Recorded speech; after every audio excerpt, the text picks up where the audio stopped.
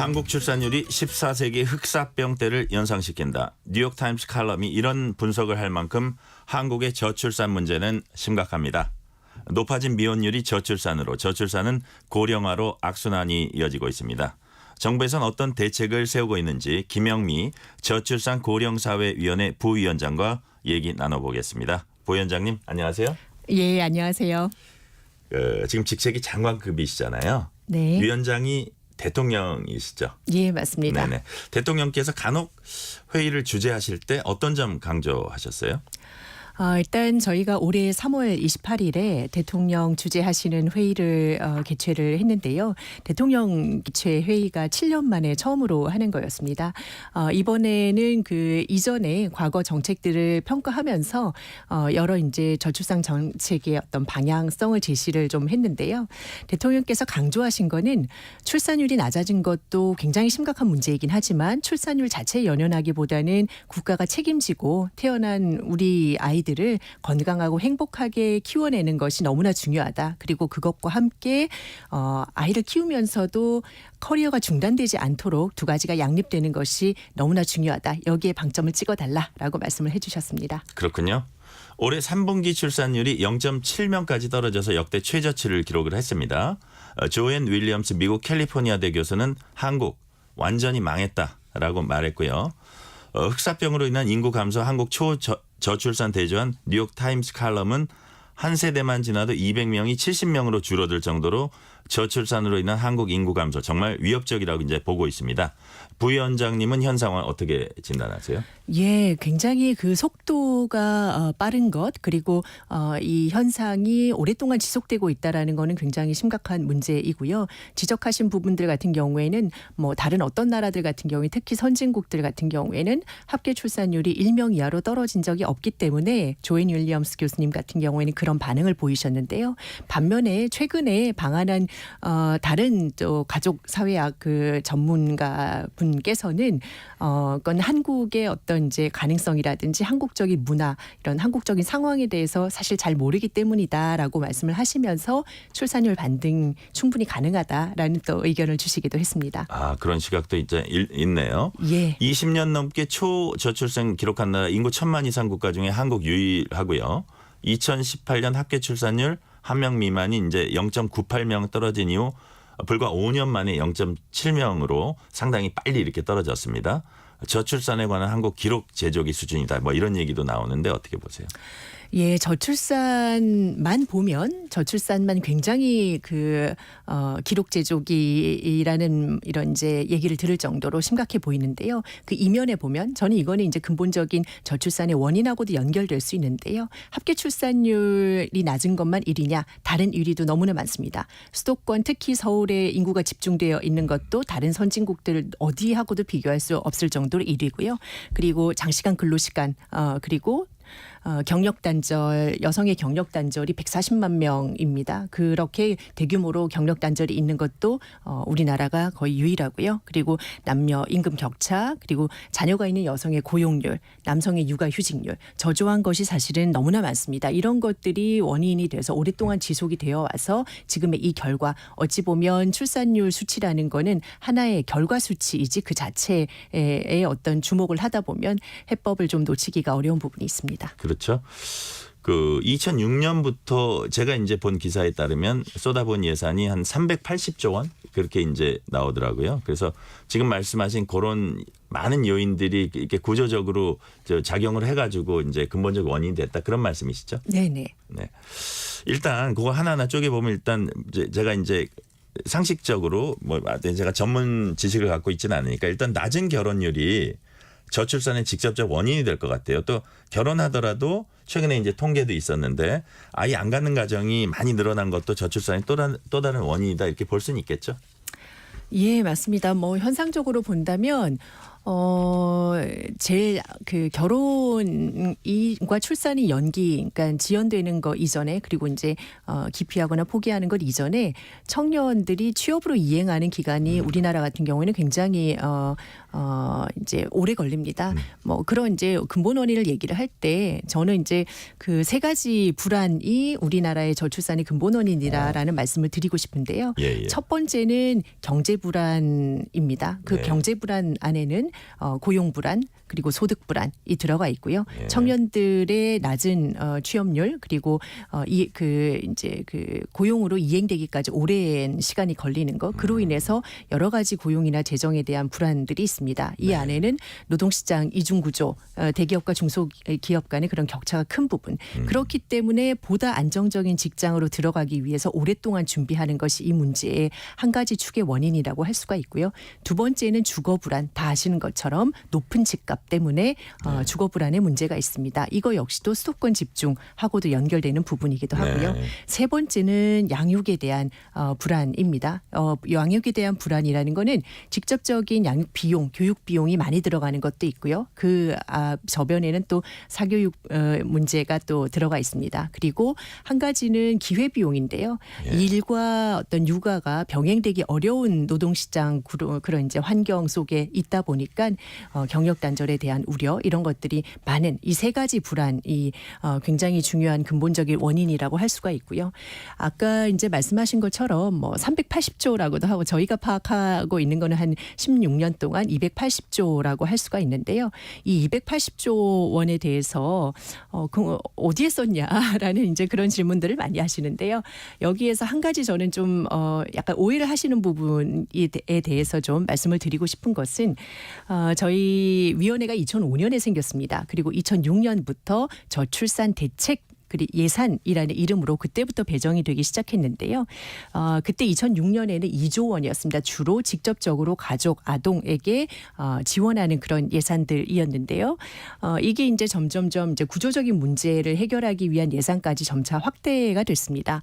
그래서 2006년부터 22년까지 약 한 17년 정도죠. 이 기간 동안 280조를 썼는데 280조 원 중에 2018년부터 최근 5년 동안 쓴 돈이 280조 원의 73%에 해당되는 돈입니다. 사실 그 전에는 직접적인 아동 양육 지출 이런 부분이 사실 적었습니다. 본격적으로 한 건 한 5년 됐다고 보시는 거네요. 본격적으로 5년인데요. 이 5년은 좀 이 구분을 해볼 필요가 있는 건데요. 직접적인 아동에 대해서 지출하는 비용은 정체되어 왔고요. 그럼 뭐가 늘어났냐라고 했을 때 청년들 일자리 주거 그리고 그런 이제 신혼부부 주택 지원하는 건데 여기도 좀 허수가 있습니다. 저희가 작년도 저출산 예산으로 이제 묶인 게 한 이제 51조 정도 되는데요. 이 51조 중에 한 46%에 해당하는 것이 주택입니다. 근데 이 주택에는 빌려주고 상환받을 돈까지 다 포함되어 있습니다. 그래서 정리해서 좀 말씀을 드리면 사실 280조 원이라고 하지만 그 안에는 직접적인 양육, 가족에 대한 지출 부분은 사실은 낮다. 그래서 사실 OECD 평균보다 낮은 수준입니다. 그래서 아동, 가족에 대한 지출은 지금보다 더 늘려야 되는데요. 이게 이제 많이 썼는데 헛돈 썼다라는 그런 비판들이 많다 보니까 정작 필요한 예산을 늘리는 거에 대해서도 상당히 이제 좀 이걸 억제하는 그런 결과를 초래하고 있는 것 같습니다. 그래서 필요한 예산에 대해서는 늘리기 위해서 저희가 올해 3월 초에 대통령 모시고 회의를 할 때 선택과 집중해서 제대로 재원을 투자하겠다라는 이제 그런 말씀을 좀 드렸고요. 그리고 이런 직접적인 양육 지원뿐만 아니라 앞서 근본적인 원인이라고 말씀드렸던 주거 불안 문제라든지 고용 불안 이런 구조적인 문제들을 해결하기 위한 과제들도 챙겨 나가겠다라고 발표한 바가 있습니다. 그렇군요.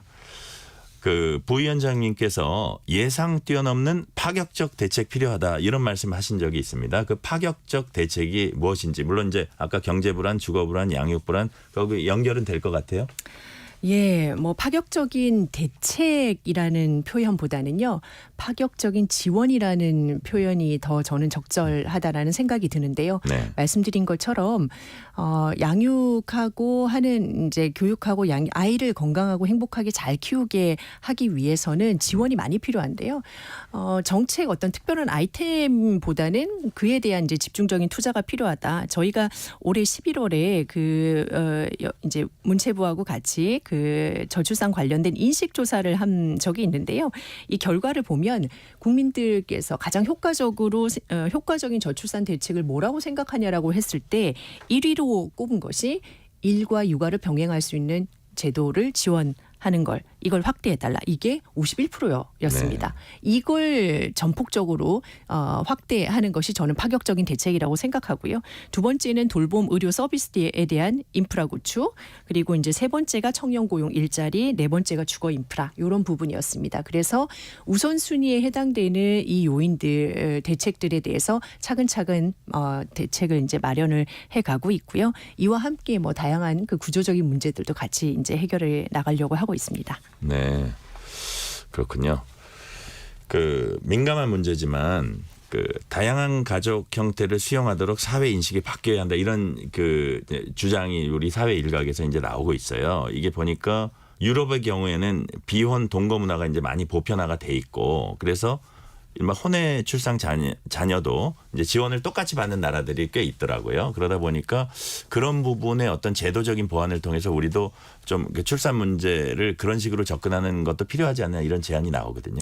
예, 뭐 앞서 이제 통계청 조사 결과도 발표를 해주신 걸로 알고 있는데 결혼과 출산에 대한 어떤 의향, 인식 조사를 보면 젊은층 같은 경우에 저희가 최근에 조사한 거에도 보면 결혼에 대해서 긍정하고 있는 비율이 특히 이제 2030 청년들 같은 경우에는 상당히 낮습니다. 그런데 결혼에 대해서 긍정적이 않다라는 거는 결혼을 의무라고 생각하지 않고 반드시 해야 되는 거라고 생각하지는 않는다라는 거고, 그렇지만 함께 사는 친밀성이라든지 이런 동거라든지 이런 것들에 대해서는 동의하는 비율이 상당히 높습니다. 그 말은 뭐냐면요, 함께 누군가와 함께 살면서 아이 낳고 싶지 않다라는 것이 아니라 그것은 의무가 아니라 선택이 돼야 되고 개인의 삶에 대한 존중, 선택, 이런 것들이 강조돼야 된다. 그리고 현재 어떤 우리나라의 지금 가족 제도라는 것이 너무나 경직적이고 변화하는 가치에 사실 맞지 않다라는 그런 의견들입니다.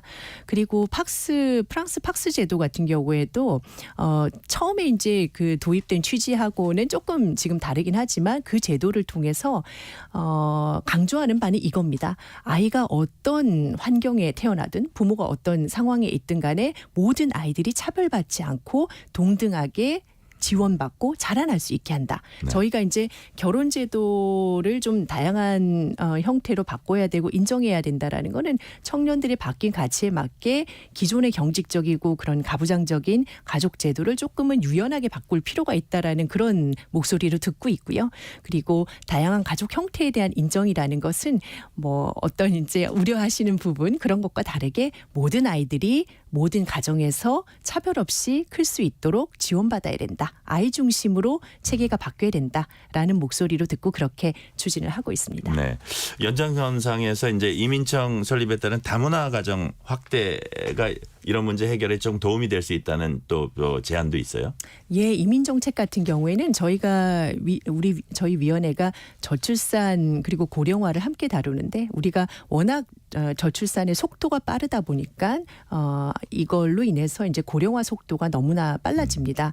그래서 우려하시는 한국 사회에 대한 우려는 총인구 감소, 생산인구 감소, 여러 가지 이제 인구가 감소되고 있는 그로 인한 사회경제적인 어떤 여파에 대해서 우려하는데요. 이민 정책 같은 경우에는 저출산의 대책 거기에 한정되기보다는요, 어떤 인구 차원, 특히 그보다는 좀 생산 인구를 좀 늘려야 되겠다라는 그런 이제 어떤 그 해법으로 좀 모색이 되고 있는 거고요. 다른 어떤 국가 사례들을 보더라도 사실은 이민 정책은 이제 같이 들어올 수밖에 없는 부분입니다. 그런데 저희가 11월에 이제 조사를 할 때도 이민 정책에 대해서 상당히 우려해서 여기에 대한 동의 수준이 한 36% 정도밖에 안 돼서요. 신중하게 그리고 국민 정서에 맞게 우리의 이제 어떤 문제를 해결하기 위해서 그런 필요한 상황들을 잘 예측해서 적절하게 단계적으로 추진해 나갈 필요가 있다. 그런 말씀을 좀 드립니다. 우리나라에 적용할 만한 외국에 좀 주목할 만한 사례 하나 정도 있을까요? 예. 여러 사례가 있지만요. 저희 위원회에서 좀 주목하고 있는 사례는 독일의 사례입니다. 프랑스 같이 계속 이제 출산율이 높은 그런 국가들도 있었지만 독일 같은 경우에는 1980년대 초에 1.3명 상당히 거기도 이제 초저출산 국가에 해당이 됐는데요. 2016년 기준으로 1.6명 그리고 네. 지금까지도 이게 유지가 되고 있습니다. 그 배경에는 독일도 우리와 유사하게 굉장히 가부장적인 그런 가족 문화라든지 노동시장 문화를 가지고 있었지만 이게 이제 2000년대부터 육아 정책들을 개혁하고 노동시장을 일과 육아를 병행할 수 있도록 유연근무나 육아기 근로시간 단축 그리고 남성들도 육아휴직을 쓸 수 있도록 상당히 제도를 많이 개선을 해서 획기적인 변화가 일어났습니다. 이런 노동시장에서의 어떤 정책들이 적극적으로 추진이 됐고요. 또 한편으로는 국토의 균형 발전 측면에서도 우리가 전 세계 유례 없는 그런 이제 수준이라고 하는데 동독 지역 같은 경우에도 90년대 중반에 0.77이었지만 이걸 회복하는데 국토 균형 발전 정책이 지금까지 많이 김영민 성공을 저출산 했습니다. 고령사위원회 부위원장과 말씀 나눴습니다. 감사합니다. 예, 감사합니다.